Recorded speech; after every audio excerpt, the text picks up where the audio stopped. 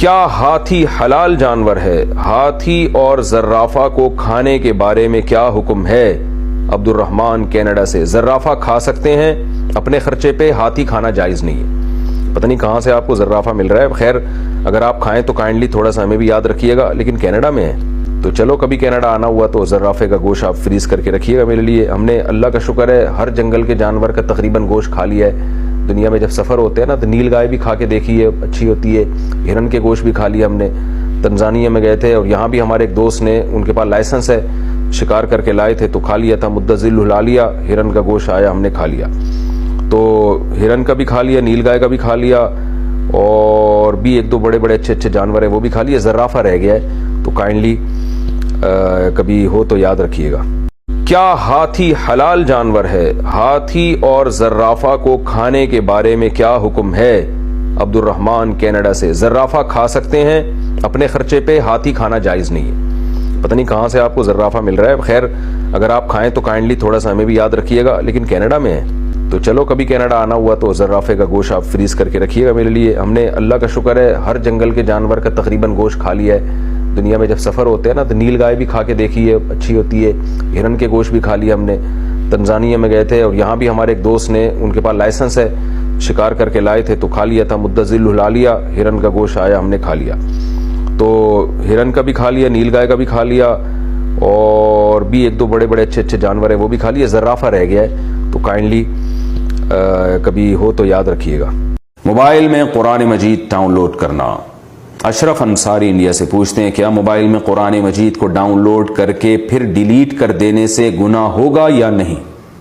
اگر موبائل میں قرآن مجید down load ہو اور اس کا ٹچ استعمال کرنے کی وجہ سے اسے بیت الخلا لے جایا جائے تو کیا یہ جائز ہوگا؟ بھائی جان موبائل میں قرآن ڈاؤن لوڈ بھی کر سکتے ہیں، ڈیلیٹ بھی کر سکتے ہیں، کوئی گناہ نہیں ہے۔ اور اگر ڈاؤن لوڈ ہے موبائل میں قرآن مجید لیکن ڈسپلے پہ اس کا پیج کھلا ہوا نہیں ہے تو آپ واش روم بھی جا سکتے ہیں۔ ہاں اگر اس کا پیج ڈسپلے پہ کھلا ہوا ہے، کوئی پارا یا کوئی صورتیں کھلی ہوئی ہیں تو پھر اسی طرح بیت الخلا نہ جائیں، کیونکہ وہ پیج کھلا ہوا ہے تو پھر قرآن کی آیات کی بے حرمتی ہوگی، اس لیے اس کو ڈسپلے کو آف کر دیں، پیج سے وہ غائب کر دیں، میموری میں چلا جائے، وہ ریم میں چلا جائے تو پھر ٹھیک ہے، وہ یعنی ڈسپلے پہ الفاظ نہیں ہونے چاہیے۔ موبائل میں قرآن مجید ڈاؤن لوڈ کرنا۔ اشرف انصاری انڈیا سے پوچھتے ہیں کیا موبائل میں قرآن مجید کو ڈاؤن لوڈ کر کے پھر ڈیلیٹ کر دینے سے گناہ ہوگا یا نہیں؟ اگر موبائل میں قرآن مجید ڈاؤن لوڈ ہو اور اس کا ٹچ استعمال کرنے کی وجہ سے اسے بیت الخلا لے جایا جائے تو کیا یہ جائز ہوگا؟ بھائی جان موبائل میں قرآن ڈاؤن لوڈ بھی کر سکتے ہیں، ڈیلیٹ بھی کر سکتے ہیں، کوئی گناہ نہیں ہے۔ اور اگر ڈاؤن لوڈ ہے موبائل میں قرآن مجید لیکن ڈسپلے پہ اس کا پیج کھلا ہوا نہیں ہے تو آپ واش روم بھی جا سکتے ہیں۔ ہاں اگر اس کا پیج ڈسپلے پہ کھلا ہوا ہے، کوئی پارا یا کوئی صورتیں کھلی ہوئی ہیں تو پھر اسی طرح بیت الخلا نہ جائیں، کیونکہ وہ پیج کھلا ہوا ہے تو پھر قرآن کی آیات کی بے حرمتی ہوگی، اس لیے اس کو ڈسپلے کو آف کر دیں، پیج سے وہ غائب کر دیں، میموری میں چلا جائے، وہ ریم میں چلا جائے تو پھر ٹھیک ہے، وہ یعنی ڈسپلے پہ الفاظ نہیں ہونے چاہیے۔ نبی صلی اللہ علیہ وسلم نے ارشاد فرمایا ایک قبر کے قریب سے گزرے، دو قبریں تھیں، آپ نے فرمایا کہ ان دونوں کو عذاب قبر ہو رہا ہے، ان دونوں کو ایسے دو بڑے گناہوں کی وجہ سے عذاب ہو رہا ہے جن کو یہ چھوٹا سمجھا کرتے تھے، ان میں ایک فرمایا ایک ان میں پیشاب سے نہیں بچتے تھے۔ اسلام میں طہارت کی بہت ویلیو ہے، کہیں بھی کھڑے ہو کر دھار مار دی اور چھینٹیں پڑ رہی ہیں، کوئی فکر ہی نہیں ہے، تو اس لیے کہ اسلام طہارت میں بہت حریص ہے، اندر کی صفائی بھی اور باہر کی صفائی بھی۔ دوسرا نبی نے فرمایا یہ چغلی کیا کرتے تھے، ادھر کی ادھر، ادھر کی ادھر، اس پر عذاب قبر ہو رہا تھا۔ حالانکہ یہ چغل خور ایسی لڑائیاں لڑواتا ہے نا، ایسی لڑائیاں لڑواتا ہے، ایسے آپس میں محبتوں کو نفرت سے تبدیل کرتا ہے، یہ بھائی کو بھائی سے لڑوا دے گا، شوہر بیوی کو شوہر سے لڑوا دے گا، ساس کو بہو سے، اور داماد، اور یہ سب پھڈے کہاں سے ہو رہے ہیں؟ لگائی بجھائی والے ہیں نا۔ اسلام میں کتنی سادگی کا حکم ہے۔ ہمارا ایک مدرسہ ہے، اس میں آفس ہے، اس آفس کے لیے کچھ کرسیاں اور صوفے چاہیے تھے، لیکن کسی نے یہ کہہ کے منع کر دیا کہ اسلام سادگی کا درس دیتا ہے تو اس کی ضرورت نہیں ہے، زمین پر بیٹھنا چاہیے، اس طرح خوبصورت پردوں کی بھی ضرورت نہیں ہے۔ اس بارے میں وضاحت فرما دیں کہ شریعت میں کتنی سادگی اختیار کرنے کا حکم ہے۔ محمد رفیق کراچی سے۔ لیکن سادگی کا معیار نہ ہر آدمی کے حق میں دوسرے سے مختلف ہے، ایک ہی لاٹھی سے نہیں سب کو ہانکا جا سکتا۔ اب کرسیاں اگر عام لوگوں کے لیے زمین پہ بیٹھنا مشکل ہو رہا ہے تو پھر کرسیاں رکھنے میں کوئی حرج نہیں ہے، لیکن اگر زمین پہ، جیسے ہمارے دینی مدرسوں میں زمین پہ ہی بیٹھ کے سبق ہوتا ہے، اس لیے کہ ہم عادی ہیں، بچپن سے ہی زمین پہ بیٹھے آ رہے ہیں مدرسوں میں، تو ہمیں تو نہ کمر میں تکلیف ہوتی ہے نہ گھٹنوں میں تکلیف ہوتی ہے، بلکہ ہم زیادہ کمفرٹ محسوس کرتے ہیں اپنے آپ کو، طلبہ بھی اسی طرح بیٹھتے ہیں، تو ایسے ماحول میں خام میں کرسیاں لا کے رکھ دینا یہ سادگی کے بہرحال خلاف۔ 3 بیٹے اور 1 بیٹی میں وراثت کیسے تقسیم ہوگی؟ اگر 3 بیٹے ہیں اور 1 بیٹی ہے تو کیا بیٹی کو آدھا حصہ دیا جائے گا اور 3 بیٹوں کو آدھے حصے میں سے دیا جائے گا؟ دیکھیں، کسی شخص کا انتقال ہو گیا اور اس کے وارثوں میں صرف 3 بیٹے اور 1 بیٹی ہیں، بیوہ بھی نہیں ہے، اور جس کا انتقال ہوا اس کے والدین بھی حیات نہیں ہیں، تو پوری وراثت کے ٹوٹل 7 حصے کیے جائیں گے۔ ہر ایک بیٹا 2 بیٹیوں کے برابر ہوتا ہے، تو 7 حصوں میں اس کو ڈیوائیڈ کیا جائے گا، 1 حصہ بیٹی کا اور 2 حصے بیٹے کو دیے جائیں گے۔ اس طرح سے ہوگا، ایسا نہیں ہوگا کہ پوری وراثت میں سے آدھا بیٹی کو مل جائے۔ آدھا بیٹی کو اس وقت ملتا ہے کہ جب اکیلی بیٹی ہی ہو کسی کے یعنی اولاد میں، بیٹا کوئی بھی نہ ہو۔ گاہک اصل قیمت پوچھے تو کیا کریں؟ اگر کوئی گاہک مجھ سے سامان کی اصل قیمت پوچھتا ہے تو میں کیا کروں، جبکہ اگر میں اسے وہ قیمت بتا دوں گا تو وہ مجھے یا تو بالکل نفع نہیں دے گا یا اتنا دے گا جو میری دکان کے حساب سے ناکافی ہوگا۔ آپ نے ایسا کرنا ہے بھائی، جب وہ آپ سے اصل قیمت پوچھے نا، یا تو آپ اصل قیمت بتائیں نہیں، یا اتنے میں پڑی ہے۔ پڑی کا مطلب کیا ہے کہ جتنے کی آپ نے خریدی اس پہ کوئی ٹیکس لگا، اس کو لانے میں جو خرچہ آپ کا ہوا، تو یہ تمام خرچے اس کی کاسٹ میں شامل ہیں، اور آپ یہ خرچے ایڈ کر کے یہ بتا سکتے ہیں بھائی یہ موبائل مجھے اتنے کا پڑا ہے، تو اس میں آپ سے پروفٹ اتنا لے رہا ہوں۔ لیکن جھوٹ بولنا کہ جتنے کی پڑی نہیں ہے اور آپ اس کو بلا وجہ زیادہ بتا دیں، پھر ناجائز ہو جائے گا۔ تو اس کا دوسرا طریقہ پھر یہی ہے کہ آپ بولیں بھائی یہ آپ کہیں سے بھی ریٹ پتہ کر لیں، میں آپ کو جتنے کی دے رہا ہوں یہ ریٹ اس کے بالکل مناسب ہیں، آپ کو یقین نہیں آتا تو آپ باقی دکانوں سے بھی پتہ کر سکتے ہیں۔ اس طرح کی بات اس سے آپ کر لیں، جھوٹ نہ بولیں اس کے سامنے۔ بیوٹی پارلر کا کام کرنا کیسا ہے؟ کیا خواتین کے لیے لیڈیز بیوٹی پارلر کا کام کرنا صحیح ہے یا نہیں؟ احمد صاحب کراچی سے پوچھتے ہیں۔ جی، خواتین کے لیے لیڈیز بیوٹی پارلر کا کام کرنا جائز ہے، شرط یہ ہے کہ اس میں کوئی ناجائز کام نہ کریں، جیسے آئی بروز بنانا یہ ناجائز ہے، بالوں کو بہت زیادہ چھوٹا کر دینا، کندھوں تک لے آنا اس کو بالکل یعنی یہ بھی ناجائز ہے، یعنی خواتین کے بالوں کو۔ اسی طرح ایسے بالوں کی کٹنگ کرنا جو خلاف شرع کٹنگ ہوتی ہے، بالوں کی پف بنا کے اوپر کی طرف نکال دینا یا کہیں سے چھوٹے کر دینا کہیں سے بڑے بال کر دینا، تو یہ بھی کٹنگ ناجائز ہے۔ تو ان ناجائز چیزوں سے اگر کوئی اجتناب کرے، صرف جائز فیشن کی حد تک ہو، تو پھر جائز ہے، یہ پھر بیوٹی پارلر میں کام کیا جا سکتا ہے، ورنہ جائز نہیں ہے۔ حرام کھانے سے کتنے دن عبادت قبول نہیں ہوتی؟ محمد صادق صاحب انڈیا سے پوچھتے ہیں 1 درہم کتنا ہوتا ہے؟ کیا 1 درہم حرام کھانے سے 40 دن کی نماز قبول نہیں ہوتی؟ جی ہاں جی، ایسا روایت میں موجود ہے حدیث میں کہ جو شخص حرام کھاتا ہے اللہ تعالیٰ اس کی نماز قبول نہیں کرتے۔ لیکن نماز قبول کرنے کا مطلب یہ نہیں ہے کہ اب نماز پڑھنا ہی چھوڑ دیں آپ، بلکہ مطلب یہ ہے کہ نماز میں جو برکتیں اور خیریں ہیں اور جو اعلیٰ درجے کی قبولیت ہے، پورا ثواب ہے، وہ مرتب نہیں ہوتا۔ تو اگر نماز چھوڑ دیں گے، اللہ نہ کرے حرام کھا لیا کسی نے اور یہ کہہ کے نماز چھوڑ دی کہ اب تو 40 دن نماز ہی قبول نہیں ہوگی، تو ڈبل گناہ ہو جائے گا، نماز چھوڑنے کا بھی اور حرام کھانے کا بھی۔ تو نماز پڑھنا بہرحال فرض ہے، چاہے حلال کھایا ہو یا حرام کھایا ہو، لیکن حرام کھانے سے نماز کی برکت ختم ہو جاتی ہے۔ کیا جائے نماز یا قرآن پاک کے غلاف کا پانی دھو کر اس کا پانی نالی میں گرا سکتے ہیں یا کہیں خاص جگہ یا چھت وغیرہ پر اس کا پانی ڈالنے کا اہتمام کرنا چاہیے؟ جو قرآن مجید کا غلاف جب آپ دھوئیں تو اس میں یہ طبیعت سلیمہ کبھی برداشت نہیں کرتی کہ اس پانی کو گٹر میں بہائیں۔ بیت الخلاء کا فلش ہوتا ہے، اس میں تو بالکل ہی بے اکرامی ہے، لیکن اگر ویسے آپ واش روم میں دھو رہے ہیں اور پانی بہہ کے وہ جا رہا ہے، نالی میں جا رہا ہے، تو کوئی حرج نہیں ہے، لیکن بہتر یہی ہے، ادب کا تقاضا یہی ہے کہ غلاف کا جو پانی ہے وہ مٹی میں یا کیاریوں میں ڈال دیا جائے تو زیادہ بہتر ہے۔ کسی کی طبیعت مائل نہیں ہوتی کہ جائے نماز ایک مقدس چیز ہے تو وہ کیاری میں بھی ڈال سکتے ہیں، لیکن اگر ویسے آپ واش روم میں دھو رہے ہیں اور پانی بہہ کے وہ جا رہا ہے، نالی میں جا رہا ہے، تو کوئی حرج نہیں ہے، لیکن بہتر یہی ہے، ادب کا تقاضا یہی ہے، پانی ہے وہ مٹی میں یا کیاریوں میں ڈال دیا جائے تو زیادہ بہتر ہے۔ یہ جائز ناجائز کا مسئلہ نہیں ہے، اس کا تعلق ادب سے ہے۔ نماز کے دوران کتنے عمل کی گنجائش ہے؟ اس میں علماء کے 2 قول ہیں۔ ایک قول تو یہ ہے کہ جلدی 3 دفعہ آپ نے ہاتھ ہلا لیے، کیونکہ 3 کے عدد کی ہمیں نظیر ملتی ہے اس شریعت سے۔ کوئی کام 3 دفعہ کیا جائے تو شریعت میں اس کی نظیر ملتی ہے کہ اس کام کو ایک معتد بھی کام سمجھا جاتا ہے. تو بہت جگہوں پر شریعت نے 3 کے عدد کو معتبر مانا ہے. تو بعض علماء نے اس سے استثناء کی ہے کہ اگر نماز میں آپ نے وقفے سے 3 دفعہ حرکت کی تو پھر تو نماز نہیں ٹوٹے گی, لیکن جلدی کر لی تو ٹوٹ جائے گی. لیکن اس بارے میں جو دلیل کے لحاظ سے راجح قول معلوم ہوتا ہے وہ یہ کہ کوئی خاص مقدار نہیں ہے. اتنی حرکت جس سے باہر سے اگر کوئی دیکھنے والا آئے تو یہ سمجھے کہ یہ بندہ نماز میں نہیں ہے, تو ایسی حرکت کو نماز کے منافی سمجھا جائے گا. جیسے بعض لوگ کھڑے ہوئے ہوتے ہیں, آپ نے دیکھا یوں کر رہے ہوتے ہیں, ایسے ہی ہل رہے ہوتے ہیں مسلسل, اچانک اس دوران کوئی باہر سے بندہ آ جائے تو وہ یہ سمجھے گا شاید یہ نارمل کھڑا ہوا ہے, نماز ہی نہیں پڑھ رہا. تو اتنی کثرت سے حرکت ہو کہ دیکھنے میں یہ لگے کہ یہ گویا نماز میں ہے ہی نہیں, تو ایسی حرکت کو حرکت کثیر کہا جائے گا. ابو جھوٹ بولنے کا کہیں کہ وہ گھر پہ نہیں ہے تو بچے کیا کریں؟ جب میرے ابو کو کسی کی کال آتی ہے تو وہ کہتے ہیں کہہ دو بیٹا ابو گھر پہ نہیں ہے. کیا اس صورت میں ہم جھوٹ بول سکتے ہیں یا ابو کو انکار کر دیں کہ ہم جھوٹ نہیں بول سکتے؟ ابو کو آپ بتا دیں ابو آپ ہمیں جھوٹ بولنا پلیز نہ سکھائیں, ابوؤں کا کام ہوتا ہے بچوں کو سچ بولنا سکھانا.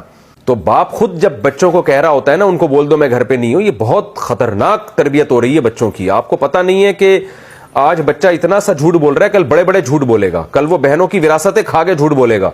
تو یہ بہت غلط تربیت ہے. مسئلہ یہ ہے کہ اگر کوئی بہت شدید مجبوری ہو تو توریہ کیا جا سکتا ہے. توریہ کا مطلب یہ کہ ابا جو ہے کسی ایسی جگہ اس وقتی طور پہ چلے جائیں کہ بچے کو پتہ ہی نہ ہو, اور پھر ابا بچے کو کہتے ہیں کہ فون پہ کہہ دو کہ پتہ نہیں بھائی ابو ہیں کہاں پہ. تو اس طرح کی کوئی گول مول بات کر لی جائے اگر آپ نہیں ملنا چاہتے کسی سے, لیکن سری جھوٹ بچوں سے بلوانا یہ جائز نہیں ہے. اور بچوں کو چاہیے کہ جب ابو ایسی بات کریں تو ابو سے ایکسکیوز کر لیں, احترام بھی کریں ابو کا, ابو سے فون اٹھائیں نہیں اور ٹوپی کرا کے کہیں نکل جائیں کہ کوئی گھما دیں بات کو. کچھ یہ بھی نہ بتائیں کہ ابو گھر پہ ہیں, وہ پکڑے جائیں گے بلا وجہ, وہ بندہ قرضہ لینے باہر کھڑا ہوا ہوگا, وہ پھر چھوڑے گا تھوڑی آپ کو. تو نہ ابو کو پکڑوائیں نہ خود آخرت میں جھوٹ بول کے اپنے آپ کو اللہ کے ہاں پکڑوائیں, تو گول بول بات گھما دیں. ہمارے ہاں زبان کا جھوٹ بہت ہلکی چیز سمجھا جانے لگا ہے, اس میں خیال کرنا چاہیے.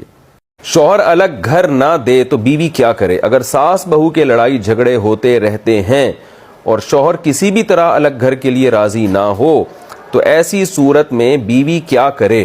دیکھیں ساس بہو کے تو پہلے سے جھگڑے ہو رہے ہیں, تو بیوی ایک اور لڑائی شروع کر دے وہ شوہر کے ساتھ, تو تینوں کی لڑائی شروع ہو جائے گی. 2 لڑائیاں تو آلریڈی ہو ہی رہی ہیں. تو اگر شوہر کے پاس استطاعت ہے الگ گھر لے کے دینے کی, اگر ساس بہو کے جھگڑے ہو رہے ہیں تو شوہر پر لازم ہے کہ وہ بیوی کے لیے الگ گھر کا انتظام کرے. ہم نے بہت خواتین کو پاگل ہوتے ہوئے دیکھا ہے. دیکھیں جوائنٹ فیملی میں رہنے کے جو فائدے ہیں وہ سیپریٹ رہنے میں نہیں ہیں. یہ بات تو خواتین کو بھی اچھی طرح سمجھ لینی چاہیے. بہت سارے فائدے ہیں اس میں, بہت برکتیں اس میں, لیکن جہاں جھگڑے ہو رہے ہوں اور نہ قابو میں آ رہے ہوں تو پھر الگ کر دینا چاہیے. ماں کو خود ہی چاہیے کہ وہ کہے بھائی یہ نہیں ہماری بن رہی ہے, آپ بہو کو الگ لے کے رکھو. تو اگر شوہر میں استطاعت ہے تو ایسی کنڈیشن میں شوہر کو چاہیے کہ بیوی کو ماں سے الگ رکھے, ورنہ 2 لڑائیاں ہو رہی ہیں تو تیسری بھی لڑائی شروع ہو جائے گی. اب باقی یہ کہ بیوی شوہر کو کیسے سمجھائے, تو یہ تو وہ بیوی نہیں سمجھ رہے ہیں کیسے سمجھائے. وہی میں نے طریقہ بتایا کہ ساس بہو کی تو ہو ہی رہی ہے لڑائی, تو اگر لڑائی شروع ہو جائے گی تو انشاءاللہ شوہر کی سمجھ میں شاید بات آ جائے. شوہر الگ گھر نہ دے تو بیوی کیا کرے؟ اگر ساس بہو کے لڑائی جھگڑے ہوتے رہتے ہیں اور شوہر کسی بھی طرح الگ گھر کے لیے راضی نہ ہو تو ایسی صورت میں بیوی کیا کرے؟ دیکھیں ساس بہو کے تو پہلے سے جھگڑے ہو رہے ہیں, تو بیوی ایک اور لڑائی شروع کر دے وہ شوہر کے ساتھ, تو تینوں کی لڑائی شروع ہو جائے گی. 2 لڑائیاں تو آلریڈی ہو ہی رہی ہیں. تو اگر شوہر کے پاس استطاعت ہے الگ گھر لے کے دینے کی, اگر ساس بہو کے جھگڑے ہو رہے ہیں تو شوہر پر لازم ہے کہ وہ بیوی کے لیے الگ گھر کا انتظام کرے. ہم نے بہت خواتین کو پاگل ہوتے ہوئے دیکھا ہے. دیکھیں جوائنٹ فیملی میں رہنے کے جو فائدے ہیں وہ سیپریٹ رہنے میں نہیں ہیں. یہ بات تو خواتین کو بھی اچھی طرح سمجھ لینی چاہیے. بہت سارے فائدے ہیں اس میں, بہت برکتیں اس میں, لیکن جہاں جھگڑے ہو رہے ہوں اور نہ قابو میں آ رہے ہوں تو پھر الگ کر دینا چاہیے. ماں کو خود ہی چاہیے کہ وہ کہے بھائی یہ نہیں ہماری بن رہی ہے, آپ بہو کو الگ لے کے رکھو. تو اگر شوہر میں استطاعت ہے تو ایسی کنڈیشن میں شوہر کو چاہیے کہ بیوی کو ماں سے الگ رکھے, ورنہ 2 لڑائیاں ہو رہی ہیں تو تیسری بھی لڑائی شروع ہو جائے گی. اب باقی یہ کہ بیوی شوہر کو کیسے سمجھائے, تو یہ تو وہ بیوی نہیں سمجھ رہے ہیں کیسے سمجھائے. وہی میں نے طریقہ بتایا کہ ساس بہو کی تو ہو ہی رہی ہے لڑائی, تو اگر لڑائی شروع ہو جائے گی تو انشاءاللہ شوہر کی سمجھ میں شاید بات آ جائے. نماز میں آنکھ لگ جائے تو نماز ہو جائے گی. دیکھیں مرد جب نماز پڑھتا ہے نا تو وہ سجدہ میں سرین بھی زمین سے اٹھی ہوئی ہوتی ہے, بازو بھی اٹھے ہوئے ہوتے ہیں, اتحیات میں بیٹھے ہوئے حالت میں یا قیام کی حالت میں ٹیک لگا کے قیام نہ ہو، جیسے کہ نہیں ہوتا، تو ایسی صورت میں مرد اگر نماز میں سو جائے گا تو وضو نہیں ٹوٹتا، کیونکہ یہ گہری نیند نہیں کہلاتی. گہری نیند ہوتی تو گر جاتا نا. تو خواتین سمٹ کے سجدہ کرتی ہیں اور بالکل زمین پہ ایک طرح سے وہ ان کا اعتماد ہوتا ہے. تو ایسی صورت میں اگر عورت کی آنکھ لگ جائے گی سجدے میں تو ان کا وضو ٹوٹ جائے گا. تو آپ اگر حالت قیام میں آپ کو نیند آ جائے تو وضو نہیں ٹوٹتا. آپ اگر اتحیات والی پوزیشن میں بیٹھی ہوئی ہیں اس میں اگر نیند آ جائے تو وضو نہیں ٹوٹتا. لیکن اگر سجدے میں آنکھ لگ جائے تو پھر اس سے وضو ٹوٹ جاتا ہے اگر سمٹ کے سجدہ کر رہی ہیں. ہمارے حضرت مفتی رشید احمد صاحب رحمہ اللہ تعالیٰ کے ایک مرید تھے، ان کے ساتھ یہی کنڈیشن تھی. ان کو ہر نماز میں نیند آتی تھی، خاص طور پہ فجر اور عشاء میں. جہاں کھڑے ہوئے نیند میں چلے گئے. تو وہ بہت پریشان بیچارے نے علاج کی بھی کوشش کی لیکن نہیں ہو پا رہا علاج. تو وہ بہت ہی جب مایوس ہو گئے تو انہوں نے حضرت کو خط لکھا کہ میں بہت پریشان ہوں، میں کیا کروں، مجھے نماز میں کھڑے اور نیند شروع ہو جاتی ہے. تو حضرت نے فرمایا کہ جو چیز آپ کے اختیار میں نہیں ہے اس پہ ٹینشن نہ لیں، اس پہ کوئی گناہ نہیں ملے گا. تو جو چیز انسان کے اختیار میں نہ ہونا اس کو اس میں ٹینشن نہیں لینی چاہیے. ٹینشن لینے کا اللہ نماز قبول کرے گا اور پورا وہی ثواب ملے گا جو دوسروں کو نماز میں ملتا ہے. پانی پر دم کرنے کا شرعی حکم، کیا پانی پر دم کر سکتے ہیں؟ ہمارے ہاں رواج تو ہے کہ پانی پر دم کر کے مریض کو پلایا جاتا ہے. مریض پہ پانی پہ دم کر کے بہانا یا چھینٹے لگانا، اس پہ تو ہمیں آثار ملتے ہیں. ایک ابو داؤد کی ایک ضعیف روایت بھی ملتی ہے اس بارے میں، نبی نے وہ دم کر کے پانی ان کے اوپر ڈالا ہے. تو لیکن اصل مسئلہ پانی پہ دم کر کے پانی چھینٹے مارنے کا یا پانی مریض کے اوپر ڈالنے کا نہیں ہے. اصل مسئلہ یہ ہے کہ پانی پہ دم کر کے یعنی پھونک لگا کے آپ رقیہ کریں اور وہ پانی مریض کو پلانا. تو اس کے بارے میں مجھے بھی عرصہ دراز سے اشکال ہے کہ نبی صلی اللہ علیہ وسلم نے تو کھانے پینے کی چیزوں میں پھونکنے سے منع کیا ہے، اور ظاہر منع اسی لیے کیا ہے کہ ایک گندا سانس ہے جو پانی میں جائے گا اور وہ پھر آپ کھاتے بھی ہیں اسی کو. تو یہ اسلام کا ایک نظافت کا جو نظام ہے اس کے خلاف ہے. جب آپ منہ سے سانس نکال رہے ہیں تو کاربن ڈائی آکسائڈ نکل رہی ہے، وہ پانی میں جائے اور کھانے میں جائے تو یہ کراہت بہرحال ہے اس میں. تو اب چاہے اس پہ آپ فاتحہ دم کریں یا قرآن کی صورتیں دم کریں. تو عرصہ دراز سے مجھے اشکال ہے، تو اصحاب علم، دیگر اصحاب علم سے آپ رجوع کریں اس بارے میں. اگر کوئی دلیل ملتی ہے یا کوئی صحابہ کے آثار وغیرہ ملتے ہیں تو مجھے بھی آپ بتائیں. میں نے جو سرسری تحقیق کی ہے تو سرسری تلاش سے مجھے نہیں ملا، اور کوئی مسئلہ اتنی اہم نوعیت کا ہے نہیں کہ میں بہت زیادہ اس میں گھس کے تحقیق کروں. کبھی موقع ملا تو انشاءاللہ بہت زیادہ گھس کے تحقیق کر لوں گا. لیکن تاحال مجھے بھی یہ اشکال بہرحال ہے کہ کھانے پینے کی چیزوں پہ نبی نے پھونک لگانے سے منع کیا ہے، تو ہم رقیہ میں پھونک لگا کے مریض کو وہ پانی پلاتے ہیں تو بہرحال کراہت تو ہو گئی نا اس میں. تو وہ طریقہ کیوں اختیار نہیں کیا جائے جو بالکل بے غبار ہے؟ وہ بے غبار طریقہ کیا ہے بھائی؟ پانی پہ پھونک لگا کے مریض پہ پانی کی چھینٹیں ماری جائیں یا پانی اس پہ اوپر ڈالا جائے یا ڈائریکٹ مریض پہ پھونک لگا دیں. تو یہ طریقہ سنت کے زیادہ قریب ہے. اذان کے جواب کا طریقہ، کیا کسی ایک اذان کا جواب دے کر اپنے کام میں مصروف ہو سکتے ہیں؟ جی، سب سے پہلے جو آپ کے جو محلے کی مسجد ہے نا، جو قریب ترین مسجد، اس کی اذان کا جواب دے دیں تو کافی ہے. بعض دفعہ دور کی مسجد کی جو اذان کی آواز ہے وہ زیادہ تیز آ رہی ہوتی ہے، قریب کی مسجد کی کم آ رہی ہوتی ہے، تو پتہ ہی نہیں چل رہا ہے، کنفیوژن ہو رہی ہے. تو جو سب سے پہلی اذان ہو اس کا جواب دے دیں، باقیوں کا پھر بے شک نہ بھی دیں. اور اذان کا جواب دینے کا طریقہ کیا ہے کہ جو الفاظ مؤذن دہراتا ہے جیسے ہی وہ خاموش ہو آپ بھی وہ الفاظ دہرائیں. جیسے مؤذن نے کہا اللہ اکبر اللہ اکبر، تو جب راہ پہ پہنچا آپ نے فوراً کہنا ہے اللہ اکبر اللہ اکبر. پھر مؤذن کہے گا اللہ اکبر اللہ اکبر، جیسے ہی خاموش ہو آپ نے فوراً کہنا اللہ اکبر اللہ اکبر. جب وہ کہے گا اشہد ان لا الہ الا اللہ، جیسے ہی خاموش ہوتا ہے آپ نے کہنا ہے اشہد ان لا الہ الا اللہ. جب مؤذن کہتا ہے اشہد ان محمد رسول اللہ، تو بعض لوگ بجائے وہ الفاظ دہرانے کے صلی اللہ علیہ وسلم کہہ دیتے ہیں، تو یہ اس خلاف سنت ہے. جب مؤذن کہے گا اشہد ان محمد رسول اللہ تو آپ نے بھی کہنا ہے اشہد ان محمد رسول اللہ. پھر جب وہ کہے گا حی علی الصلاۃ تو آپ نے کہنا لا حول ولا قوت الا باللہ. جب مؤذن کہے گا حی علی الفلاح تو بھی کہنا لا حول ولا قوت الا باللہ. فجر کی اذان میں اگر مؤذن کہتا ہے الصلاۃ خیر من النوم تو جواب میں یہی کہنا ہے الصلاۃ خیر من النوم. پھر وہ اللہ اکبر کہے گا تو آپ نے بھی کہنا ہے. پھر لا الہ الا اللہ کہے گا تو آپ نے بھی کہنا ہے. پھر جب مؤذن خاموش ہو جائے تو پھر اس وقت درود شریف پڑھنا چاہیے اور پھر اذان کی دعا پڑھنی چاہیے اللہم رب هذه الدعوة التامة والصلاة القائمة آت محمدا الوسيلة والفضيلة وابعثه مقاما محمودا الذي وعدته انك لا تخلف الميعاد. اس میں جو والدرجة الرفيعة کے الفاظ ہیں یہ ثابت نہیں ہیں. تو وہ جو درود شریف اشہد ان محمد رسول اللہ میں پڑھنا تھا نا، وہ اذان کے آخر میں پڑھیں۔ مسبوق امام کے ساتھ سلام پھیر دے تو کیا حکم ہے؟ اگر مسبوق شخص غلطی سے امام کے ساتھ سلام پھیر دے تو کیا اس پر سجدہ سہو لازم ہوتا ہے؟ محمد حذیفہ بجنوری یو پی سے۔ مسبوق کہتے ہیں جس کی 1 2 یا 3 رکعتیں نکل گئی ہوں اور ایک رکعت میں امام کے ساتھ یا ایک رکعت سے بھی کم میں امام کے ساتھ شامل ہوا، اس کو مسبوق کہتے ہیں۔ تو مسبوق پر لازم تھا کہ امام جب سلام پھیرے تو مسبوق کھڑا ہو جائے، لیکن مسبوق کھڑا نہیں ہوا اور اس نے امام کے ساتھ سلام پھیر لیا۔ تو دیکھیں اگر صرف گردن گھمائی ہے، زبان سے السلام کا لفظ نہیں کہا تو پھر تو کچھ بھی نہیں ہے، لیکن اگر زبان سے مسبوق نے السلام تک پہنچ گیا، سلام کر دیا اس نے، تو یہ ایک رکن میں داخل ہو گیا ہے۔ تو جب بھی آپ ایک رکن سے دوسرے رکن میں داخل ہوتے ہیں اور وہ یعنی جبکہ وہاں داخل ہونا ٹھیک نہیں تھا، تو ایسی صورت میں بھی سجدہ سہو لازم ہوتا ہے۔ تو لہذا اگر آپ کی 1 2 یا 3 رکعتیں نکل گئی تھیں اور آپ نے کھڑے ہونا تھا، لیکن امام نے جیسے ہی السلام کا آپ اپنے خواب و خیال میں مست تھے، آپ کو یاد ہی نہیں تھا کہ میری 1 یا 2 رکعتیں رہ گئی ہیں، آپ نے بھی جناب یوں کر کے گردن گھما لی، تو خالی گردن گھمانے سے نہیں ہوگا، لیکن آپ نے کہہ دیا السلام، تو کمپلیٹ سلام السلام پر ہوتا ہے، باقی السلام علیکم ورحمۃ اللہ یہ اس کی تکمیل ہے۔ تو اس لیے سلام تک اگر آپ پہنچ گئے تو ایک رکن سے آپ دوسرے رکن میں، آپ یعنی رکن یہ تھا کہ آپ نے قیام کرنا تھا، لیکن اس کو چھوڑ کر آپ سلام میں مشغول ہو گئے، تو آپ کو پھر آخر میں سجدہ سہو کرنا پڑے گا۔ اچھا بھائی، باپ رشتہ نہ کرائے تو بیٹی کیا کرے؟ میں 19 سال کی ہوں، میں نے اپنے ابو سے کہا ہوا ہے کہ مجھے شادی کرنی ہے۔ انہوں نے کہا پہلے کھانا وغیرہ بنانا سیکھ لو وغیرہ وغیرہ۔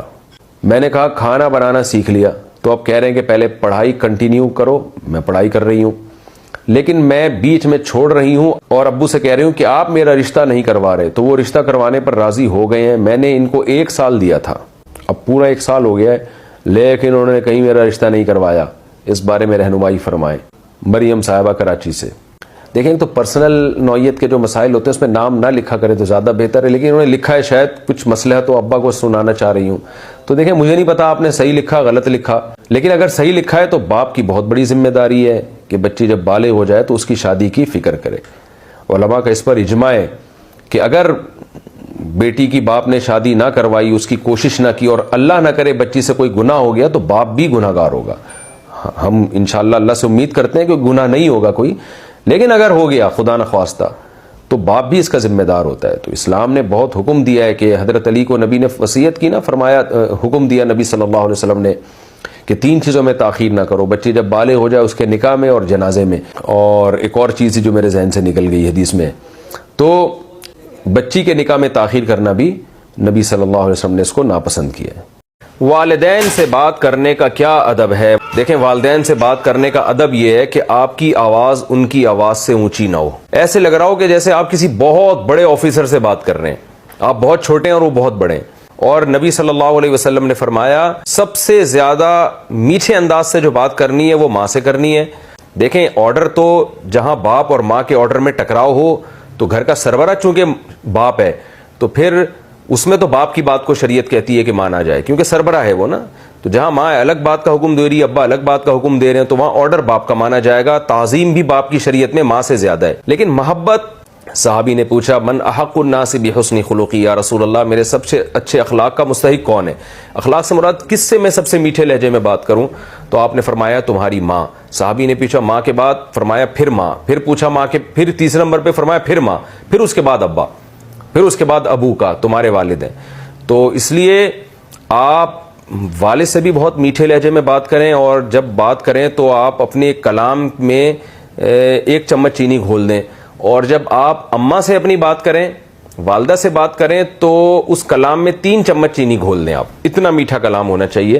تو بہت شریعت میں حکم ہے کہ ماں باپ سے بات بہت احتیاط سے کی جائے، بہت میٹھے لہجے میں کی جائے، اور اگر کبھی بدتمیزی ہو جائے، کیونکہ ہمیشہ رہتے ہیں ساتھ تو کبھی ہو بھی سکتی ہے، تو کبھی اونچ نیچ ہو جائے تو استغفار کریں، اس کو دل پہ لے کے نہ بیٹھ جائیں کہ پتہ نہیں کیا ہو گیا ہے۔ نارملی آپ اب معمول بنائیں کہ والد اور والدہ کے سامنے چیخ چلا کے اونچی آواز سے بات نہ کی جائے۔ ان کے بہت زیادہ احسانات ہیں، اتنے احسانات ہیں کہ انسان تصور کرتا رہے نا اپنے ماں باپ کے بارے میں کہ ان کے اتنے احسانات ہو، جہاں اس کا تصور ختم ہوگا نا والدین کے احسان اس سے اوپر سے شروع ہوتے ہیں، یعنی یہ سوچ ہی نہیں سکتا اتنے احسانات ہیں ان کے۔ کیا جوانی میں موت اللہ کا عذاب ہے؟ اگر کسی کو جوانی میں موت مل جائے تو کیا یہ اللہ کا عذاب ہے یا نہیں؟ افتخار صاحب انڈیا سے، نہیں، یہ اللہ کا عذاب نہیں ہے۔ موت تو کسی بھی وقت آ سکتی ہے۔ بچے پیدا ہونے سے پہلے مر جاتے ہیں، کچھ پیدا ہونے کے بعد مرتے ہیں، آخرت میں والدین کے لیے ذخیرہ بن جاتے ہیں کچھ بالغ ہونے کے بعد، تو یہ کوئی اللہ کا عذاب نہیں ہے۔ ہاں، اگر خدا نخواستہ کسی گناہ کی سزا میں اللہ نے اس کو موت دی ہے تو پھر یہ اگر مسلمان کو موت دی ہے تو یہ اللہ کا عذاب ہے، لیکن اس کی وجہ سے اس کے آخرت کے عذاب میں پھر کمی ہوگی۔ حدیث میں آتا ہے کہ اللہ جب کسی کو گناہوں کی وجہ سے دنیا میں تکلیفیں دیتے ہیں تو آخرت کے عذاب کو پھر اس کے لیے کم کر دیتے ہیں۔ تو دنیا کی تکلیفیں جو مسلمان کے لیے ہوتی ہیں، اگر وہ عذاب ہوں بھی تو وہ عذاب بھی رحمت بن جاتا ہے اس کے لیے۔ تو اس لیے مسلمان کے حق میں ہر قسم کی تکلیف یہ اللہ کی رحمت ہے، بشرطے کہ اس کو صبر کرنے کی توفیق مل رہی ہے، وہ واویلا نہیں کر رہا، اللہ سے شکایتیں نہیں کر رہا۔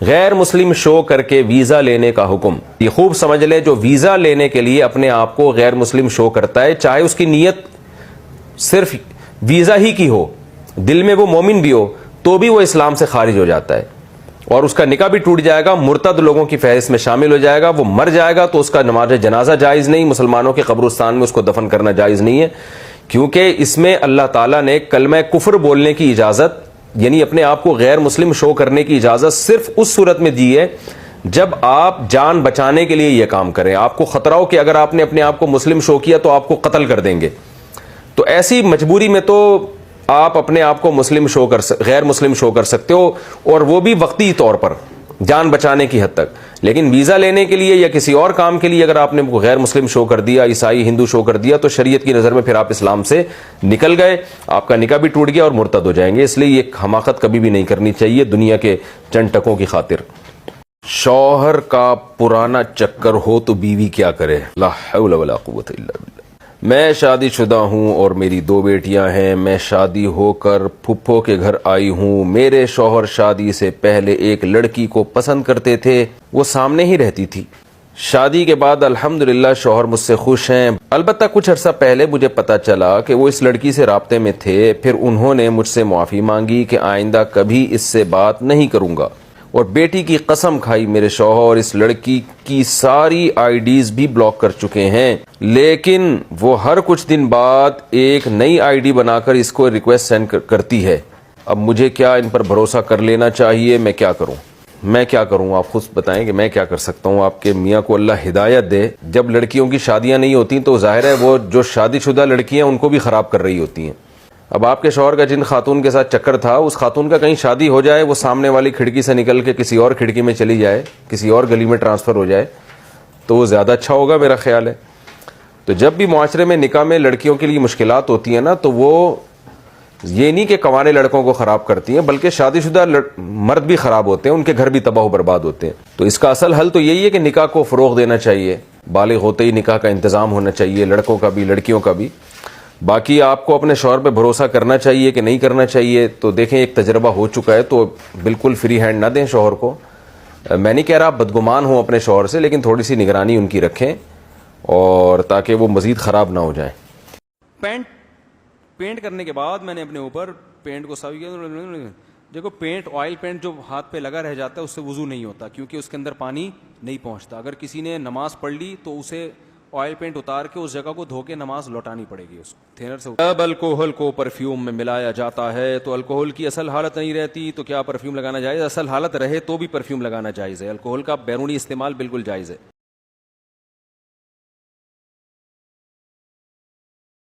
جس لڑکی کی خلا ہو گئی ہو، اس لڑکی کی عدت کتنے دن ہوگی؟ اگر خلا واقعی ہو گئی ہے، ہو گیا ہے، یہ مؤنث لفظ نہیں ہے، خلا ہوتا ہے ہوتی نہیں ہے، اگر خلا ہو گیا ہے یعنی خلا نامے پہ شوہر نے سگنیچر کر دی ہیں، تو علماء کا اس میں اختلاف ہے، بعض کہتے ہیں ایک دفعہ مینسز آ کے گزر جائیں گے عدت پوری ہو جائے گی، اور بعض کہتے ہیں 3۔ فقہ حنفی میں تینوں امام حنیفہ، امام ابو یوسف، امام محمد کا اتفاق ہے کہ اس کی عدت بھی 3 مینسز ہی ہے، سمجھ رہے ہیں؟ تو اگر کسی عورت کو خلا بھی ہوا ہے تو بھی 3 مینسز ہی عدت اس کی پوری کرنی پڑے گی، اس کے بعد کہیں نکاح کر سکتی ہے۔ ایک وہ بھی تیل ہے جس کو ہم دیسی گھی کہتے ہیں،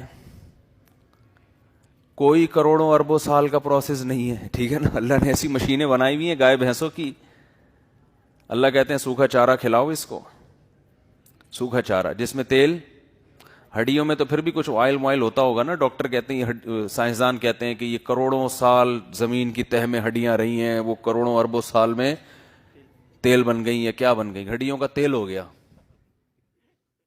तो इसी तरह जो रूहानी इलाज करने वाले लोग होते हैं, वो नहीं रूहानी इलाज टोपी ड्रामा, ये जो दम दरूद कर रहे हैं उसकी बात नहीं कर रहा। पैगंबर हैं असल में रूहानी इलाज करने वाले। तो जो रूहानी इलाज करने वाले उलमा हैं, बुजुर्गान दीन हैं, वो ये कहते हैं, और ये बात तो अहादीस से, कुरान से साबित है कि इंसान का जाहिर उसी वक्त खराब होता है जब अंदर उसके फॉल्ट पैदा हो जाए। इसी हाथ से लोग जेबों से पैसे भी निकालते हैं। जो हाथ सदका खैरात के लिए इस्तेमाल होता है, जेब कुतरा, उसके अलावा कोई और हाथ इस्तेमाल करता है भाई? ये सदके के लिए उसने अलग हाथ रखा हुआ है, जेब काटने के लिए दूसरा हाथ फिट किया, जेब से पैसे निकाले। अलग हाथ होता है कोई? बोलते क्यों नहीं? जिन आंखों से आप वालिदैन की जियारत करते हो, भाई वीडियो ना अब नहीं है ना, जिस जबान से हम तिलावत करते हैं उसी जबान से झूठ भी बोला जाता है। वो मर्जी आपकी, अच्छे काम में इस्तेमाल करो या बुरे काम में इस्तेमाल करो। तो तहजीब का मतलब यह होता है कि इंसान के जिस्म से जो निकलने वाले आमाल हैं उनमें बसा औकात गलत चीजें शामिल हो जाती हैं, तो काट छांट के उनको बोलो निकालने का इर्तिकाब किए, बहुत बड़े जुर्म का, जुर्मों का नहीं, बहुत बड़े जुर्म का। इस वक्त दुनिया में यही बहुत बड़ा फड्डा चल रहा है, मजहबी तबके का और हमारे लिबरल तबके का ना। उनके यहां जुर्म की डेफिनेशन क्या है? अलग है। हमारे यहां जुर्म की डेफिनेशन अलग है।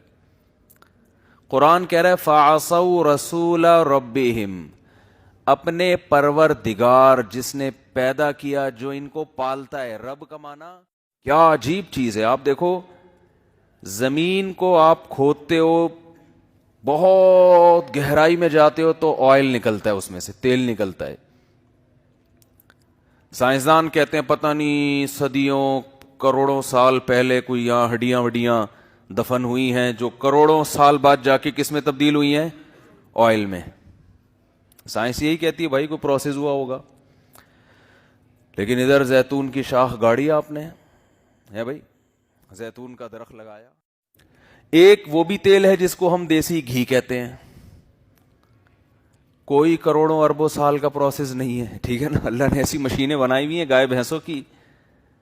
अल्लाह कहते हैं सूखा चारा खिलाओ इसको, सूखा चारा जिसमें तेल, हड्डियों में तो फिर भी कुछ ऑयल वॉयल होता होगा ना। डॉक्टर कहते हैं, साइंसदान कहते हैं कि ये करोड़ों साल जमीन की तह में हड्डियां रही हैं, वो करोड़ों अरबों साल में तेल बन गई है। क्या बन गई? हड्डियों का तेल हो गया। एक वो भी तेल है जिसको हम देसी घी कहते हैं, कोई करोड़ों अरबों साल का प्रोसेस नहीं है, ठीक है ना। अल्लाह ने ऐसी मशीनें बनाई हुई हैं गाय भैंसों की। अल्लाह कहते हैं सूखा चारा खिलाओ इसको, सूखा चारा जिसमें तेल, हड्डियों में तो फिर भी कुछ ऑयल वॉयल होता होगा ना। डॉक्टर कहते हैं, साइंसदान कहते हैं कि ये करोड़ों साल जमीन की तह में हड्डियां रही हैं, वो करोड़ों अरबों साल में तेल बन गई है। क्या बन गई? हड्डियों का तेल हो गया। एक खातून का लाई एक अपने छोटे बच्चे को लेके, ये बीमार है और ये ठीक नहीं हो रहा, फलाने फलीते फलाने पलीते और पता नहीं क्या, और मुफ्ती साहब आप दम करें। मैंने कहा दम तो हम कर देते हैं, वो तो सुन्नत अमल है, लेकिन ये बच्चा बीमार क्यों है? उनसे मैंने पूछा ये माँ की फीड पी रहा है कि नहीं पी रहा? उन्होंने कहा नहीं, डब्बे पे चल रहा है ये। मैंने कहा जितने फलीते पलीते लगा लो, ये बच्चा सेहतमंद नहीं हो सकता। अल्लाह ने डब्बे नहीं पैदा किए, बच्चे के पैदा होते ही क्या मार्केट में एकदम डब्बे आ जाते हैं? भाई अगर बच्चे के लिए डब्बे का दूध अच्छा होता जो डॉक्टर लिख के दे रहा है, तो जैसे ही बच्चा पैदा होता आसमान से आपके घरों में 2-3 डब्बे उतरते अल्लाह की तरफ से। जैसे ही बच्चा पैदा होता है फौरन मां की छातियों में दूध पैदा होता है, इसलिए कि अल्लाह जानता है इसकी क्या चीज इसके लिए क्या जरूरी है। तो मां का दूध जरूरी था तो अल्लाह ने वो पैदा कर दिया, डब्बा जरूरी नहीं था तो अल्लाह ने ना डब्बा पैदा किया ना डब्बे के अंदर दूध पैदा किया। یہ ڈاکٹروں کی تقریریں ہمارے سامنے, یہ فالتو قسم کی تقریریں. ڈاکٹروں کو میں مانتا ہوں, ہم بھی بیمار ہوتے ہیں ڈاکٹر کے پاس ہی جاتے ہیں, لیکن ایک تو ہر ڈاکٹر کی ہر فیلڈ میں ریسرچ نہیں ہوتی, دوسرا فطرت سے جو ڈاکٹر آپ کو لڑوا رہا ہے نا, اس کی بات کبھی نہ مانو. ایک زمانے تھا ڈاکٹروں نے ڈبے کے دودھ کے فضائل پر زمین اور آسمان کے انبار لگا دیے تھے, بعد میں تجربے سے ثابت ہوا کہ غلط ہیں یہ. بھائی جو اللہ کی تخلیق ہے اس کا کوئی آلٹرنیٹ نہیں ہو سکتا. جس خدا نے پیدا کیا وہ ماں کی چھاتیوں میں دودھ پیدا کر رہا ہے, آپ کہہ رہے ہو نہیں یہ والا زیادہ اچھا ہے, اس کا مطلب وہ جو آسمان پہ خدا بیٹھا ہوا ہے وہ غلط کر رہا ہے, آپ کو زیادہ پتا ہے. تو مائیں آج کل بچوں کو دودھ نہیں پلاتی, پھر وہ دم درود تعویذ گنڈے اور پتہ نہیں کیا کیا. وہ کہنے لگی بچہ دودھ پیتا ہی نہیں. میں نے کہا اس کا کچھ علاج کراؤ, ڈاکٹر سے جا کے پوچھو کیوں نہیں پی رہا, ماں کا دودھ کیوں نہیں پی رہا. تو ماں کا دودھ کڑوا ہو جاتا ہے بعض دفعہ. جب عورت کا مزاج کڑوا ہو نا, اس کی کڑواہٹ دودھ میں بھی آتی ہے. حقیقت ہے یہ. ماں کے دودھ کو اللہ نے عجیب چیز بنایا ہے, ایسا لنک اللہ نے رکھا ہے. دیکھو بچہ روتا ہے, بھوک لگتی ہے, تو ماں کی چھاتیوں میں دودھ خود بخود بڑھ جاتا ہے. بچہ جتنا وزنی ہوتا ہے نا, جتنے پاؤنڈ کا ہوگا اسی حساب سے ماں کی چھاتیوں میں دودھ پیدا ہوتا ہے. ڈبے کو یہ پتا ہے کہ کتنا پیدا ہونا ہے, کتنا نہیں ہونا. اور بچے میں جس وٹامن کی کمی ہوتی ہے ماں کے دودھ میں وہ چیز بڑھ جاتی ہے. تو اللہ ہے بھائی, اللہ پہلے اللہ ہے, باقی چیزیں بعد میں.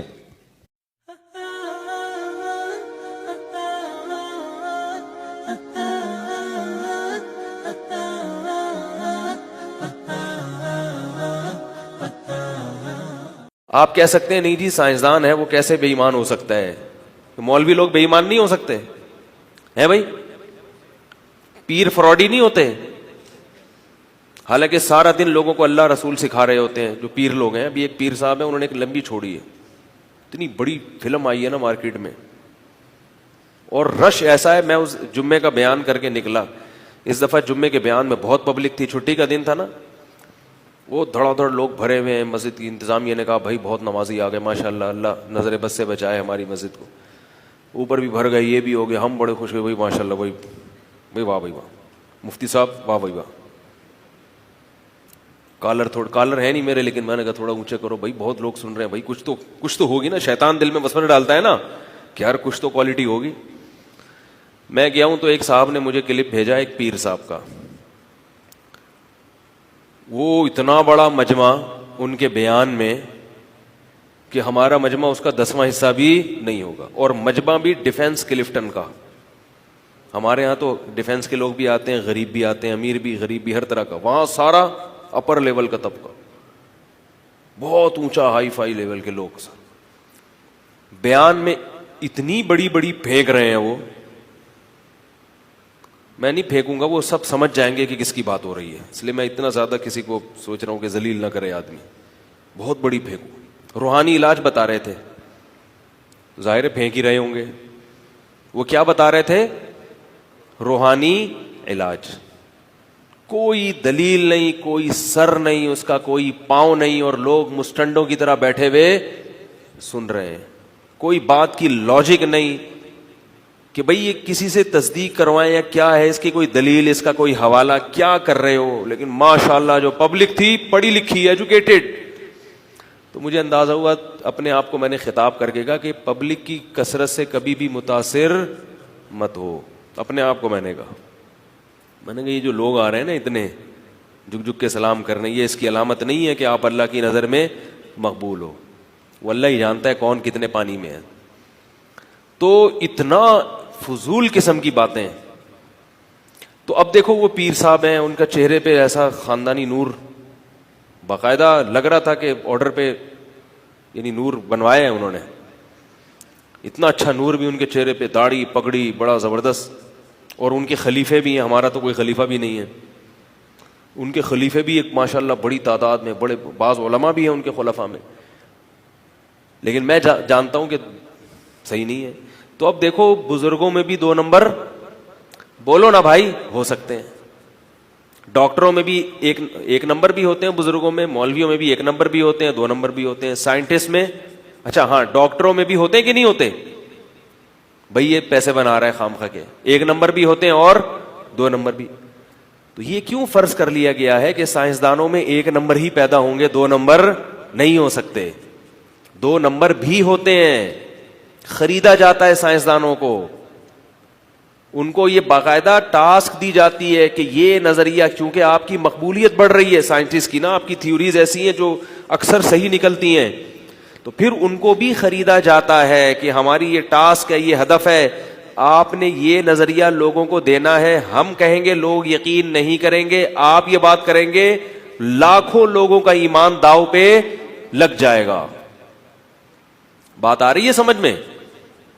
لیکن ہماری لمز یونیورسٹی ہو, کراچی یونیورسٹی ہو, جتنی بڑی بڑی یونیورسٹیاں ہیں, ان کے اسٹوڈنٹس کو یہ ذہن میں یہ باور کرا دیا جاتا ہے کہ سائنسدان سے بڑا دنیا میں کوئی نیک آدمی ہوتا ہی نہیں ہے. وہ سارے دودھ کے دھلے ہوئے, زمزم سے نہائے ہوئے, سب انسانیت کے خدمت گزار ہیں, ان کی بڑی خدمات ہیں, مانتا ہوں خدمات ہیں, لیکن ساری باتیں سائنسدانوں کی صحیح نہیں ہوتی.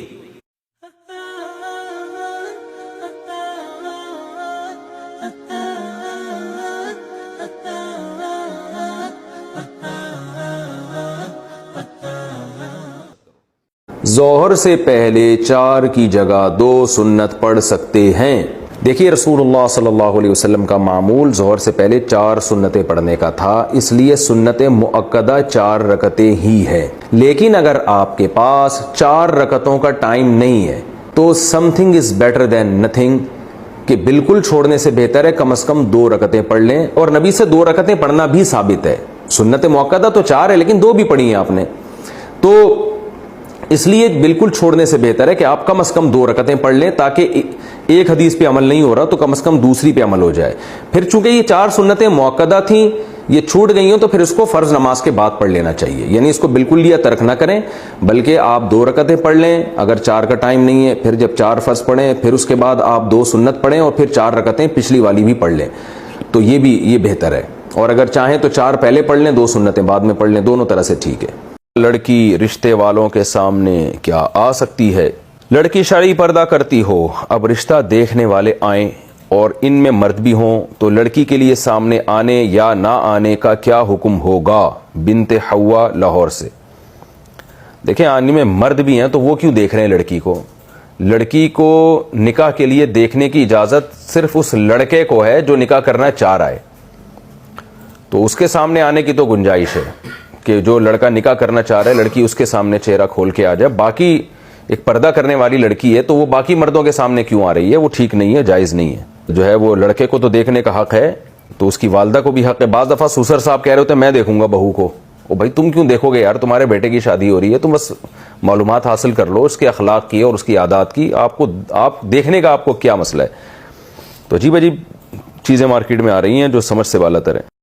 پڑوسی ہر وقت گانا چلا کر رکھے تو کیسے سمجھائیں؟ ہمارے ساتھ والا دن گانے لگا کر رکھتا ہے, ہمارے ساتھ والا سارا دن گانے لگا کر رکھتا ہے. گھر پر خواتین نماز پڑھتی ہیں تو بھی اس میں بھی خلل آتا ہے. کافی دفعہ اس کو منع کیا لیکن وہ نہیں سنتا, ہم اس کا کیا کریں؟ محمد فیضان ملتان سے. محمد فیضان بھائی ملتان میں تھانے ہیں, پولیس بھی ہے, آپ جا کے درج کروائیں گے. بھائی میرا پڑوسی ہے, اس کو بولے گانے سننا ہے تو اپنی 4 دیواری تک محدود رکھے نا, تو کمپلین کریں, انشاءاللہ فائدہ ہوگا. پولیس والوں کو آپ بتائیں جا کے محبت سے تمیز سے, وہ انشاءاللہ آپ کی مدد کریں گے, مجھے اللہ سے پوری امید ہے. خود پھڈے کریں گے کوئی فائدہ نہیں ہوگا, لڑائی جھگڑے ہوں گے. تو تھانے میں آپ ان کو رپورٹ کروا دیں جا کے کہ بھئی یہ اس طرح ہمارے پڑوسی ہیں, صبح شام گانا لگا کے رکھتے ہیں, اب ہمیں سکون میں نہیں ہے, تو عمل ہوگا. پہلے محبت سے سمجھائیں, نہیں مان رہے تو تھانے میں رپورٹ کرائیں. کیا لنڈے کا مال امیر لوگ خرید سکتے ہیں؟ لنڈا بازار میں سردی کے موسم میں جو باہر سے سامان آتا ہے وہ صرف غریب خرید سکتے ہیں یا صاحب استطاعت بھی خرید سکتے ہیں؟ اسد اللہ سجاول وہ جو مشہور شعر میں سناتا ہوں نا, کب تک چھپو گے پیڑوں کی آڑ میں, کبھی تو ملو گے لنڈا بازار میں, وہ امیروں کے بارے میں ہے جو ہے نا, وہ امیروں کے بارے میں شعر ہے کہ امیر لوگ بھی پہنچتے لنڈا بازار ہی ہیں. پھر وہ طارق روڈ اور آپ پتہ نہیں کہاں سے ہیں, سجاول تو ادھر ہی ہے سندھ میں نا, اسد اللہ صاحب نے سجاول سے پوچھا ہے, تو وہ بھی وہیں سے لے رہے ہوتے ہیں, بعد میں کہتے ہیں میں نے طارق روڈ سے خریدا ہے, کیونکہ لنڈے کا مال دھو کے پتہ ہی نہیں چلتا کہ واقعی یہ طارق روڈ کا ہے, ڈیفینس کا ہے, یا یہ لنڈے کا ہے. تو خرید سکتے ہیں, جائز ہے, تو کوئی گناہ نہیں ہے انشاءاللہ اس میں. دوست رشتہ دار سے پیسے مانگنا کب جائز ہے؟ میں نے سنا ہے کہ جس آدمی کے پاس ایک دن کا خرچہ موجود ہے وہ کسی سے مانگ نہیں سکتا، کیا اسی طرح رشتہ دار اور دوستوں سے بھی مانگنا جائز نہیں ہے؟ اصل مسئلہ تو یہی ہے کہ جس کے پاس ایک دن کا خرچہ ہے بالفعل یا بالقوہ، بالفعل کا مطلب اس کے پاس کھانے پینے کا رہائش کا انتظام ہے عملاً، اور بالقوہ کا مطلب انتظام تو نہیں ہے لیکن اللہ نے 2 عدد ٹانگیں اور 2 عدد بازو دیے، اس کو صحیح سلامت ہے، وہ کما سکتا ہے، ایک دن کی دہاڑی لگا سکتا ہے، وہ تو بھی اس کے لیے مانگنا حرام ہے۔ البتہ ایسی چیز کے لیے مانگنا اس کے لیے جائز ہے کہ وہ کما نہیں سکتا، جیسے ایک آدمی کے پاس روٹی کا انتظام تو ہے مگر علاج کے لیے پیسے نہیں ہیں اور اس کی بیماری اس کو تکلیف دے رہی ہے، ایک دن کا خرچہ تو ہے مگر اس خرچے میں علاج یعنی علاج کے نہیں ہے اور بیمار بھی ہو چکا ہے، تو ایسی مجبوری میں مانگ سکتا ہے وہ۔ اور جو اللہ سے یہ چاہتا ہے کہ میرے ہاتھ غیر کے سامنے نہ پھیلاؤں، میں صبر کروں میں اس لیے، تو اللہ اسے عفیف اور پاک دامن بناتا ہے، اللہ اس کے دامن کو داغدار ہونے سے بچاتا ہے، سوالی ہونے سے بچاتا ہے، اللہ اس کی مدد کرتا ہے۔ تقریب میں مرد و خواتین والے حصے میں آ جاتے ہوں تو شرکت کا حکم؟ اگر سیپریشن ہے، سیپریٹ انتظام کیا گیا ہے خواتین کے لیے، تو خواتین کے لیے اس محفل میں جانا بالکل جائز ہے۔ پھر بھی مرد اس میں گھس آتا ہے تو پھر یہ مرد غلط کر رہا ہے۔ پارٹیشن ہوتی ہے، مرد الگ ہوتے ہیں، خواتین الگ ہوتی ہیں، پھر بھی ادھر سے کچھ مرد عورتوں کے جو ہے نا جگہ پہ گھستے ہیں جا کے، تو یہ بہت ہی بے شرمی اور بے غیرتی ہے۔ گویا پردہ لگانا اس کی علامت ہے کہ یہاں ہم نے اسی لیے لگایا تاکہ مرد الگ رہیں عورتیں الگ رہیں، تو کیا اس سے اتنی بات سمجھ میں نہیں آ جاتی کسی بھی مرد کے لیے کہ آپ کا وہاں جانا الاؤ نہیں ہے؟ پھر بھی گھس رہے ہوتے ہیں، اور ہم نے دیکھا ہے اور جس سے باپردہ عورتوں کو بڑی تکلیف بھی ہوتی ہے کہ بھئی کیوں گھسے چلے آ رہے ہو۔ تو جیسی کوئی مرد آئے تو خواتین احتجاج کریں، بھئی اس کو منہ پہ بول دیں کہ آپ کا کیا کام ہے یہاں پہ، یہ جو اتنا بڑا تمبو لگا ہوا ہے یہاں، یہ اس لیے تو لگا ہے تاکہ وہ والے لوگ ادھر نہ آئیں، تو آپ کیوں گھوم رہے ہیں یہاں پہ؟ چونکہ لوگ کہتے نہیں ہیں تو اس لیے پھر وہ بے شرم مرد جو ہے وہ گھسے چلے جا رہے ہوتے ہیں، تو اس لیے یہ بری حرکت ہے، اس پر احتجاج بہرحال کرنا چاہیے۔ کیا خواتین کا ناک چھدوانا جائز ہے؟ اسلام میں ناک چھدوانے کے بارے میں کیا حکم ہے؟ جائز ہے یا ناجائز؟ کیا یہ اللہ کی تخلیق بدلنے کے زمرے میں نہیں آئے گا؟ نیز اگر کوئی اپنی آنکھ یا ہونٹ چھدوانا شروع کر دے جیسے کہ بعض مغربی ملکوں میں ہوتا ہے تو کیا وہ بھی جائز ہوگا؟ زینب کراچی سے۔ ناک اور کان چھدوانا جائز ہے، باقی ہونٹ اور یہ پھر یہ غلو ہے۔ یہ ناک کا تو حصہ بھی نرم ہوتا ہے اور یہ کان کا حصہ بھی نرم ہوتا ہے، اس میں تو کوئی تغییر خلق اللہ نہیں ہوتی، لیکن ہونٹوں کو شروع کر دیا یا اور باڈی کے، جیسے نبی صلی اللہ علیہ وسلم نے جسم گندوانے کو حرام قرار دیا ہے، یہ جو جسم میں جو ہے وہ سوراخ کر کے بھر دیتے ہیں اس کو، یہ بالکل حرام ہے، یہ بھی تغییر خلق اللہ میں داخل ہے۔ کیا تولیہ سے سطر صاف کر سکتے ہیں؟ جو تولیہ ہم ہاتھ منہ پوچھنے کے لیے استعمال کرتے ہیں، کیا اس سے پاؤں یا سطر کو پوچھنا بھی صحیح ہوگا یا یہ مکروہ عمل ہوگا؟ ہارون صاحب لاہور سے۔ یہ مکروہ ناپسندیدہ عمل ہے، اگرچہ سطر صاف ہو پاک ہو، لیکن جس سے منہ دھو رہے ہیں اسی سے آپ اپنے جو ہے نا گندگی والی جگہوں کو صاف کریں یا پاؤں کو اس سے صاف کریں، یہ بالکل نامناسب ہے، مکروہ عمل ہے، اس سے اجتناب کرنا چاہیے۔ کیا خوشبو والی جگہوں پر جنات ہوتے ہیں؟ لوگ کہتے ہیں کہ خوشبو والی جو جھاڑ ہوتی ہے اس کے ارد گرد جنات ہوتے ہیں، بدبو والی جگہوں پر تو جنات کا سنا ہے، خوشبو والی جگہوں پر تو فرشتے ہوتے ہیں۔ تو گھروں میں جہاں گندگی ہو بدبو ہو وہاں جنات آئیں گے، شیاطین آئیں گے، ناپاک جنات۔ تبھی حدیث میں آتا ہے نبی صلی اللہ علیہ وسلم بیت الخلاء جانے سے پہلے ناپاک جنات سے پناہ مانگا کرتے تھے، ہمیں دعا سکھائی، اللہم انی اعوذ بک من الخبث والخبائث، اے اللہ میں ناپاک جنات اور جنیوں سے تیری پناہ مانگتا ہوں۔ تو چونکہ واش روم گندی جگہ ہے نا، تو خوشبو والی جگہ پہ نہیں ہوتے، خوشبو لگانا اسی وجہ سے پیغمبروں کی سنت ہے اور پیغمبروں کی فطرت ہے، فرشتے خوشبوؤں کو پسند کرتے ہیں، تو فرشتے تو جنات تو ویسے ہی فرشتوں سے ڈرتے ہیں، تو یہ بات غلط ہے کہ خوشبو والی جگہوں پہ جنات ہوتے ہیں۔ چائے پئیں یا نہیں پئیں، مفتی صاحب کا کیا طرز عمل ہے؟ یہ جو چائے کے فوائد بیان کیے جاتے ہیں نا، دماغ تیز ہوتا ہے، کولیسٹرول لیول کم ہوتا ہے، یہ تو بالکل ہی غلط باتیں۔ باقی یہ کہ کسی کو تھوڑا نقصان ہوگا، کسی کو زیادہ ہوگا، ہو سکتا ہے کسی کو بالکل ہی نہ ہو، شاید ایسا بھی ہو۔ میں نے چھوڑ دی تھی، میں تو بہت زیادہ عادی تھا چائے پینے کا، جب مجھے پتہ چلا اس کا کوئی فائدہ نہیں ہے، نقصان زیادہ ہے فائدے کم ہے، تو میں نے بھی ہمت کر کے چھوڑ دی۔ میرے لیے چھوڑنا بہت مشکل تھا، 1 سال تک میں نے چھوڑ دی بالکل، لیکن جہاں بھی جا رہے ہیں دعوت میں کہیں بھی جا رہے ہیں لوگ چائے پلا رہے ہیں، اب ان کو چائے کا منع کرو تو وہ دودھ لے آتے ہیں۔ آپ تجربہ کر کے دیکھ لیں، چائے پئیں گے آپ کی بھوک اڑ جائے گی، معدے کو بھی نقصان ہوتا ہے چائے پینے سے۔ اور سب سے اہم بات یہ ہے کہ چائے کی جب لت پڑتی ہے نا تو پھر آپ اس کے بغیر رہ نہیں سکتے، یہ خود ایک ٹینشن والا کام ہے نا جو آپ نے پال لیا ہے، تو اگر کوئی پینا چاہے تو پی لے اپنی ذمہ داری پہ، لیکن بہرحال کوئی فائدے کی چیز نہیں ہے۔ اور اب میرا دوبارہ ارادہ ہے اس کو میں چھوڑوں گا، کیونکہ جس چیز کا کوئی فائدہ نہیں ہے تو کیوں اپنے آپ کو اس کا پابند بنایا جائے۔ باقی یہ کہ کوئی حلال و حرام کا اس سے تعلق نہیں ہے، بعض لوگوں کو بعض چیزوں کا نقصان ہوتا بھی نہیں ہے، تو بہتر یہی اجتناب کریں آپ۔ کاروبار چمکانے کے لیے بہترین عمل، دیکھیں کاروبار چمکانے کے لیے نبی صلی اللہ علیہ وسلم نے فرمایا بوری کلی امتی فی بکوریہا، اللہ نے صبح کے وقتوں میں برکت رکھی ہے، تو صبح محنت شروع کر دیا کریں، جھوٹ نہ بولیں تجارت میں، کاروبار میں، ایمانداری کے ساتھ ایک نمبری کے ساتھ بزنس کریں۔ ایک نمبری بزنس کا فائدہ یہ ہوتا ہے کہ فوری فائدہ تو نہیں ہوتا، لیکن دیر سے بہت زیادہ فائدہ ہونا شروع ہو جاتا ہے۔ پھر دکان جہاں بھی آپ بزنس کر رہے ہیں جاندار کی تصاویر نہ ہو چہرے کی، کیونکہ اس سے بھی بے برکتی ہوتی ہے، اور جھوٹ نہ ہو اور جھوٹی قسمیں نہ ہو۔ نبی صلی اللہ علیہ وسلم کی ایک حدیث کا مفہوم ہے کہ جھوٹی قسموں سے بھی کاروبار کی برکت ختم ہو جاتی ہے۔ اور باقی یہ کہ یا رزاق زیادہ زیادہ پڑھا کریں، رات کے آخری حصے میں جب آپ تہجد پڑھیں تو اللہ سے تہجد پڑھ کے دعا مانگیں اللہ میرے رزق میں برکت دے، تو یہ بہت زیادہ قبولیت کا وقت ہوتا ہے، اور اس میں اللہ سے پوری امید ہے اللہ تعالیٰ آپ کے رزق میں انشاءاللہ برکت عطا فرمائیں گے۔ بس اتنا کافی ہے، حسبی اللہ و نعم الوکیل پڑھ لیا کریں، یا رزاق پڑھ لیا کریں، اور رات کے آخری حصے میں دعا، اور اصل چیز ہے محنت اور ایمانداری۔ والد اور دادا کی وصیت کس پر عمل کریں؟ میرے والد کا انتقال ہو گیا ہے، انہوں نے کہا تھا میرے پاس زیادہ وقت نہیں ہے، چنانچہ دادا نے سارے پیپر تیار کروا لیے تھے، انہوں نے کہا سب کچھ جو میرا ہے یا جو میرے والد کے حصے سے میرا ہے وہ تم چاروں بہنوں کے نام کر دیا ہے، ساری لکھت پڑھت ہو گئی، بس تم لوگوں کے دستخط باقی ہیں۔ لیکن اس کے بعد 10 دن کے اندر ان کا انتقال ہو گیا، اور ان کے انتقال کے 1 مہینے بعد میرے دادا نے وصیت کر دی کہ میرے مرنے کے بعد میرا سب کچھ میرے چھوٹے بیٹے کو دے دیا جائے، اور میرے والد کے حصے سے جو پراپرٹی کے پیپرز تھے وہ سب غائب کر دیے، اور پوچھنے پر صاف انکار کر دیا کہ کوئی پیپرز نہیں ہے۔ پھر میرے دادا کا بھی انتقال ہو گیا، ان کی وصیت سامنے آئی تو سب کچھ میرے والد کے چھوٹے بھائی کو مل گیا، تو کیا اب ہمارا حق بنتا ہے یا نہیں؟ ہم 4 بہنیں ہیں، ہماری ایک ماں ہے اور ہماری دادی بھی زندہ ہے۔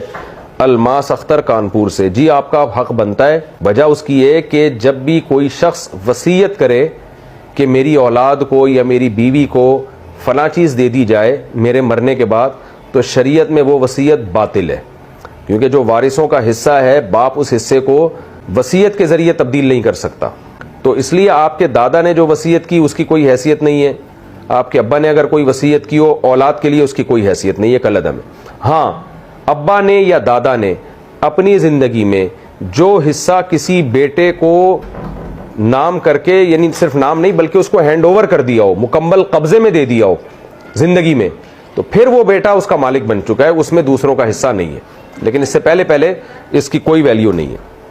کیا خوشبو والی جگہوں پر جنات ہوتے ہیں؟ لوگ کہتے ہیں کہ خوشبو والی جو جھاڑ ہوتی ہے اس کے ارد گرد جنات ہوتے ہیں، بدبو والی جگہوں پر تو جنات کا سنا ہے، خوشبو والی جگہوں پر تو فرشتے ہوتے ہیں، تو گھروں میں جہاں گندگی ہو بدبو ہو وہاں جنات آئیں گے، شیاطین آئیں گے، ناپاک جنات۔ تبھی حدیث میں آتا ہے نبی صلی اللہ علیہ وسلم بیت الخلاء جانے سے پہلے ناپاک جنات سے پناہ مانگا کرتے تھے، ہمیں دعا سکھائی اللہم انی اعوذ بک من الخبث والخبائث، اے اللہ میں ناپاک جنات اور جنیوں سے تیری پناہ مانگتا ہوں۔ تو چونکہ واش روم گندی جگہ ہے نا، تو خوشبو والی جگہ پہ نہیں ہوتے، خوشبو لگانا اسی وجہ سے پیغمبروں کی سنت ہے اور پیغمبروں کی فطرت ہے، فرشتے خوشبوؤں کو پسند کرتے ہیں، تو فرشتے تو جنات تو ویسے فرشتوں سے ڈرتے ہیں، تو یہ بات غلط ہے کہ خوشبو والی جگہوں پہ جنات ہوتے ہیں۔ کیا خوشبو والی جگہوں پر جنات ہوتے ہیں؟ لوگ کہتے ہیں کہ خوشبو والی جو جھاڑ ہوتی ہے اس کے ارد گرد جنات ہوتے ہیں، بدبو والی جگہوں پر تو جنات کا سنا ہے، خوشبو والی جگہوں پر تو فرشتے ہوتے ہیں، تو گھروں میں جہاں گندگی ہو بدبو ہو وہاں جنات آئیں گے، شیاطین آئیں گے، ناپاک جنات۔ تبھی حدیث میں آتا ہے نبی صلی اللہ علیہ وسلم بیت الخلاء جانے سے پہلے ناپاک جنات سے پناہ مانگا کرتے تھے، ہمیں دعا سکھائی اللہم انی اعوذ بک من الخبث والخبائث، اے اللہ میں ناپاک جنات اور جنیوں سے تیری پناہ مانگتا ہوں۔ تو چونکہ واش روم گندی جگہ ہے نا، تو خوشبو والی جگہ پہ نہیں ہوتے، خوشبو لگانا اسی وجہ سے پیغمبروں کی سنت ہے اور پیغمبروں کی فطرت ہے، فرشتے خوشبوؤں کو پسند کرتے ہیں، تو فرشتے تو جنات تو ویسے فرشتوں سے ڈرتے ہیں، تو یہ بات غلط ہے کہ خوشبو والی جگہوں پہ جنات ہوتے ہیں۔